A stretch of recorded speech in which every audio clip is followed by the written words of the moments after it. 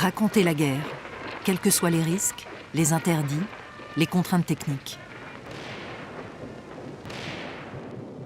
En 14-18 déjà, les photographes voulaient être partout pour montrer les différents visages d'un conflit.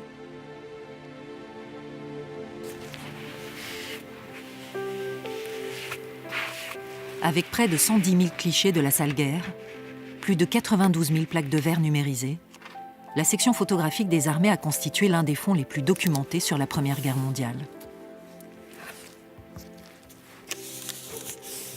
Ce patrimoine est restauré et conservé à l'Agence d'images de la Défense. Héritière du travail initié en 1915, elle continue d'envoyer des photographes partout dans le monde.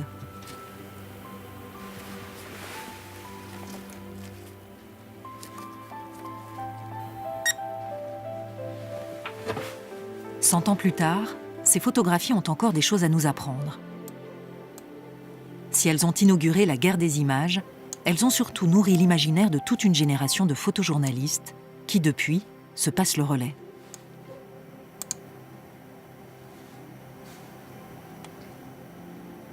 Qu'on soit photographe, appartenant à une agence de presse, opérateur de la section photographique ou combattant muni d'un appareil photo au front, les trois témoignent de la réalité de ce qu'ils ont sous les yeux.